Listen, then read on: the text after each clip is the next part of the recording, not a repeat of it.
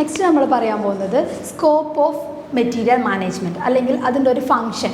ഓരോ പ്രോസസ്സ് നമ്മൾ ഓരോ ടോപ്പിക്ക് പറയുമ്പോഴും അതിൻ്റെ ഫങ്ഷൻസ് അതെങ്ങനെയാണ് നമ്മൾ ഉപയോഗപ്പെടുത്താൻ പോകുന്നത്, അതല്ലെങ്കിൽ അത് ഏതൊക്കെ രീതിയിലാണ് നമുക്ക് വേണ്ടുന്ന ഒരു ഔട്ട്പുട്ട് ഉണ്ടാക്കി തരാൻ പോകുന്നത് എന്നുള്ളത് ഈ ഒരു ഫങ്ഷൻ്റെ ബേസിലാണ് നമ്മൾ നടത്തിയെടുക്കുന്നത്. സോ അതിൽ ഫസ്റ്റ് വണ്ണാണ്, നിങ്ങൾക്ക് ഇവിടെ നോക്കിയാൽ കാണാൻ പറ്റും ഈ ഒരു bar diagram, like scope of material management. അതിൽ ഫസ്റ്റ് വൺ പറയുന്നത് നമുക്ക് മെറ്റീരിയൽ പ്ലാനിങ് ആൻഡ് കൺട്രോൾ. അതിൽ ഫസ്റ്റ് പോയിൻ്റാണ് ഇപ്പോൾ പറഞ്ഞ മെറ്റീരിയൽ പ്ലാനിങ് ആൻഡ് കൺട്രോൾ.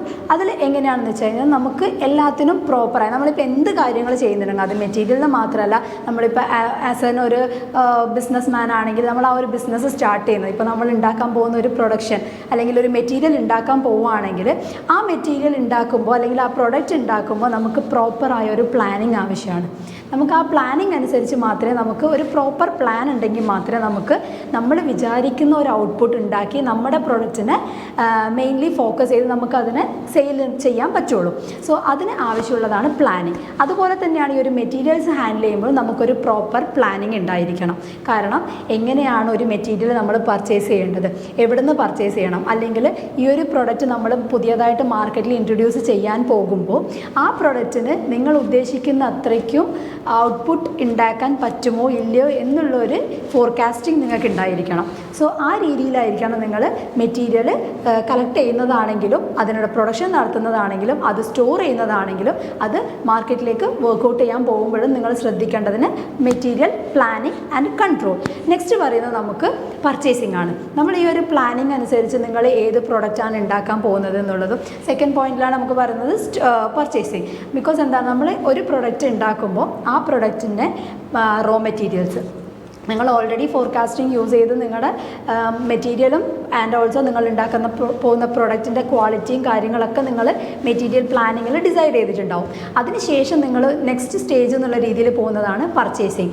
ഈ പറയുന്ന സംഭവങ്ങൾ നമ്മൾ ഉദ്ദേശിക്കുന്ന പ്രൊഡക്റ്റ് നല്ല പ്രൊഡക്റ്റ് അല്ലെങ്കിൽ ക്വാളിറ്റി പ്രൊഡക്റ്റ് നിങ്ങൾ മാർക്കറ്റിൽ ഇറക്കണമെങ്കിൽ അതിനാവശ്യമുള്ള ക്വാളിറ്റി മെറ്റീരിയൽസ് അത് എവിടെ നിന്ന് കളക്ട് ചെയ്യണമെന്ന് അതിനെയാണ് നമ്മൾ പർച്ചേസിങ് അല്ലെങ്കിൽ പ്രൊക്യൂറിംഗ് എന്ന് പറയുന്നത്. സോ അതിനാവശ്യമായിട്ടുള്ള സപ്ലയേഴ്സിന് ആദ്യം നമുക്ക് ഇപ്പോൾ ഇന്നത്തെ കാലത്ത് ഫുൾ ഓട്ടോമേറ്റഡ് ആയിട്ട് നമുക്ക് എവിടെ നിന്ന് വേണമെങ്കിലും എങ്ങനെയാണെങ്കിലും നമുക്ക് അതിനുള്ള ഡാറ്റ കളക്ട് ചെയ്യാൻ പറ്റുന്നുണ്ട്. ലൈക്ക് ഓൺലൈൻ ത്രൂ ആയിക്കോട്ടെ, അല്ലെങ്കിൽ മൗത്ത് ടു മൗത്ത് പബ്ലിസിറ്റി വഴി ആയിക്കോട്ടെ, എങ്ങനെയാണെങ്കിലും നിങ്ങൾക്ക് നമ്മുടെ ഒരു സറൗണ്ടിങ്സിൽ അല്ലെങ്കിൽ നമ്മുടെ ഒരു കൺട്രി അല്ലെങ്കിൽ ഇൻ്റർനാഷണലി ആയിക്കോട്ടെ, നമുക്ക് പുറത്തുനിന്നുള്ള കൺട്രികളിൽ നിന്നാണെങ്കിലും നല്ല ക്വാളിറ്റി മെറ്റീരിയൽസ് എവിടെ നിന്നാണ് നമുക്ക് കളക്ട് ചെയ്യാൻ പറ്റുന്നത്. നല്ല ക്വാളിറ്റി മാത്രം നോക്കിയാൽ പോരാ, നമുക്ക് അഫോർഡബിൾ ആയിട്ടുള്ള പ്രൈസ് ആയിരിക്കണം, ആൻഡ് ഓൾസോ നമുക്ക് അഫോർഡബിൾ ആയിട്ട് അല്ലെങ്കിൽ നമുക്ക് ആപ്റ്റ് ആയിട്ടുള്ള ക്വാണ്ടിറ്റിയിലായിരിക്കണം നമ്മൾ ആ പ്രോഡക്റ്റ് പർച്ചേസ് ചെയ്യേണ്ടത്. സോ അപ്പോൾ രണ്ടാമത്തെ ഒരു സ്റ്റേജ് എന്ന് പറയുന്നത് എന്താണ്, ഈ കാര്യങ്ങളൊക്കെ നമ്മുടെ റിക്വയർമെൻറ്റ് വെച്ച് നല്ല പ്രൊഡക്റ്റ് ആയിരിക്കണം, ലൈക്ക് ക്വാളിറ്റി പ്രൊഡക്ട്സ് ആയിരിക്കണം, പിന്നെന്തായിരിക്കണം, നമുക്ക് നല്ല ക്വാണ്ടിറ്റിയിൽ നമ്മൾ ഉദ്ദേശിക്കുന്ന അത്രയ്ക്കും പ്രൊഡക്ഷൻ നടത്താൻ പറ്റുന്ന രീതിയിൽ അല്ലെങ്കിൽ ഫിനിഷ്ഡ് ഗുഡ്സ് ഉണ്ടാക്കാൻ പറ്റുന്ന രീതിയിലുള്ള ക്വാണ്ടിറ്റിയുള്ള മെറ്റീരിയൽസ് ആയിരിക്കണം. അതുപോലെ തന്നെ എന്താണ്, അഫോർഡബിൾ ആയിട്ടുള്ള പ്രൈസിലായിരിക്കണം. ഈ ഒരു കാറ്റഗറിയാണ് നമ്മൾ ഏറ്റവും കൂടുതൽ പർച്ചേസിങ്ങിൽ കോൺസെൻട്രേറ്റ് ചെയ്യേണ്ടത്. സോ നമുക്ക് നെക്സ്റ്റ് സ്റ്റേജ് എന്ന് പറഞ്ഞാൽ പർച്ചേസിംഗ് ആണ്. അപ്പോൾ നമ്മൾ പർച്ചേസിങ്ങിന് വേണ്ടിയിട്ട് നമ്മൾ എന്ത് ചെയ്യണം, ഇതിനനുസരിച്ച് സപ്ലയേഴ്സിനെ നമ്മൾ സെലക്ട് ചെയ്ത് അതിൽ നിന്നും നമ്മൾ ഈ പറഞ്ഞ റിക്വയർമെൻറ്റ് അനുസരിച്ചിട്ട് ആരാണോ നമുക്ക് ആപ്റ്റായിട്ടുള്ള സപ്ലയേഴ്സ് അവരെ നമ്മൾ സോർട്ട് ഔട്ട് ചെയ്യുന്നു. സോർട്ട് ഔട്ട് ചെയ്തിട്ട് അല്ലെങ്കിൽ ടോട്ടലി ഒരു ഇവാലുവേഷൻ നടത്തിയതിന് ശേഷം നമ്മൾ അതിൽ നിന്ന് ആസ് എ പേഴ്സൺ അല്ലെങ്കിൽ ആസ് എ സപ്ലയർ നമ്മൾ ഒരു വ്യക്തിയെ ചൂസ് ചെയ്യുന്നു. അത് ചൂസ് ചെയ്തതിന് ശേഷമാണ് നമ്മൾ അവരിൽ നിന്നും എന്ത് ചെയ്യുന്നത്, നമുക്ക് ആവശ്യമുള്ള സാധനങ്ങൾ പർച്ചേസ് ചെയ്യുന്നത്. അതാണ് നമ്മുടെ സെക്കൻഡ് പോയിന്റ്. ഇനി തേർഡ് പോയിന്റ് എന്ന് പറഞ്ഞു കഴിഞ്ഞാൽ സ്റ്റോർ മാനേജ്മെൻറ്റ്. എന്താണ് സ്റ്റോർ മാനേജ്മെൻറ്റ്? നമുക്ക് ആവശ്യമുള്ള പ്രൊഡക്റ്റ് നമ്മുടെ സ്റ്റോറിൽ അല്ലെങ്കിൽ നമ്മുടെ ഒരു സെക്ടറിൽ എത്തിക്കഴിഞ്ഞു കഴിഞ്ഞാൽ അതിനെ നമ്മളിപ്പോൾ മെറ്റീരിയൽ ഹാൻഡ്ലിങ് പ്ലാനിങ് യൂസ് ചെയ്തിട്ട് നമ്മൾ ആദ്യം പ്ലാൻ ചെയ്തു, രണ്ടാമത് നമ്മൾ എന്ത് ചെയ്തു, നമ്മുടെ ഒരു സപ്ലയേഴ്സിനെ കണ്ടുപിടിച്ച് നമ്മൾ ആ സപ്ലയേഴ്സിൻ്റെ അടുക്കുന്ന സാധനങ്ങൾ പർച്ചേസ് ചെയ്ത് കഴിഞ്ഞു.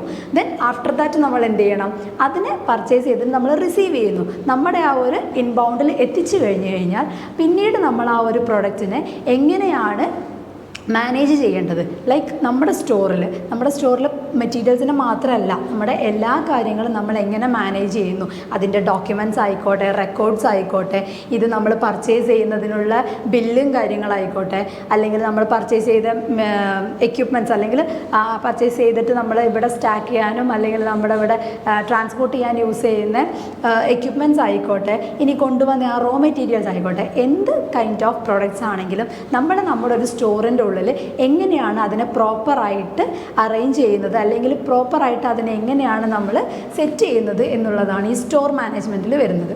ഫസ്റ്റ് ഓഫ് ഓൾ നമ്മളിപ്പോൾ ഒരു റോ മെറ്റീരിയൽസ് കളക്ട് ചെയ്ത് കൊണ്ടുവന്നു, നമ്മൾ പർച്ചേസ് ചെയ്ത സാധനം നമ്മുടെ ഇൻബൗണ്ടിൽ നമ്മൾ റിസീവ് ചെയ്ത് കഴിഞ്ഞ് കഴിഞ്ഞാൽ അതിനെ നമുക്ക് പുട്ടവേ, അതായത് നമ്മൾ ആ സാധനം ഉള്ളിലേക്ക് കൊണ്ടുവന്നിട്ട് ഏതൊക്കെ പ്രൊഡക്റ്റ് ഏതൊക്കെ ഏരിയയിലാണ് അറേഞ്ച് ചെയ്യേണ്ടത്, അല്ലെങ്കിൽ ഏതൊക്കെ പ്രൊഡക്റ്റാണ് നമുക്ക് ഇപ്പോൾ അത്യാവശ്യമായിട്ട് നമ്മുടെ പ്രൊഡക്ഷൻ ആവശ്യമുള്ള പ്രൊഡക്റ്റ്, ആ പ്രൊഡക്റ്റിനെ നമ്മൾ എവിടെ വെക്കണം, ലൈക്ക് അത് പ്രൊഡക്ഷൻ ഡിപ്പാർട്ട്മെൻറ്റിലേക്ക് കൊടുക്കേണ്ടതാണ്. അതുപോലെ തന്നെ ബാക്കിയുള്ള പ്രൊഡക്ട്സ്, നമുക്ക് ഈ പ്രൊഡക്ഷൻ കഴിഞ്ഞതിന് ശേഷം യൂസ് ചെയ്യേണ്ട ബാക്കി റിമൈനിങ് മെറ്റീരിയൽസ് ഉണ്ടാവും, അതിനെ നമ്മൾ എവിടെ വെക്കണം. നമ്മുടേതായ ഒരു സ്റ്റോർ ഇൻവെൻട്രി ഉണ്ടാവും, അല്ലെങ്കിൽ നമ്മുടേതായ ഒരു വെയർ ഹൗസ് ഉണ്ടാവും. നമ്മുടെ ആ വെയർ ഹൗസിൽ എങ്ങനെ സ്റ്റാക്ക് ചെയ്യണം, എങ്ങനെയാണ് അതിനെ പ്രോപ്പറായിട്ട് അറേഞ്ച് ചെയ്യേണ്ടത്, അതിൻ്റെ റെക്കോർഡ്സ്, അതിൻ്റെ ഡാറ്റാസ് എങ്ങനെ കളക്ട് ചെയ്യണം, അത് മാനേജർ ആയിക്കോട്ടെ അല്ലെങ്കിൽ അസിസ്റ്റൻസ് ആയിക്കോട്ടെ, ആരാണോ അതിൻ്റെ ഇൻചാർജ്, അവരത് ഏറ്റെടുത്ത് എങ്ങനെയാണ് സ്റ്റോർ ചെയ്യുന്നത് എന്നുള്ളതാണ് നമ്മുടെ സ്റ്റോർ മാനേജ്മെൻറ്റിൽ വരുന്നത്.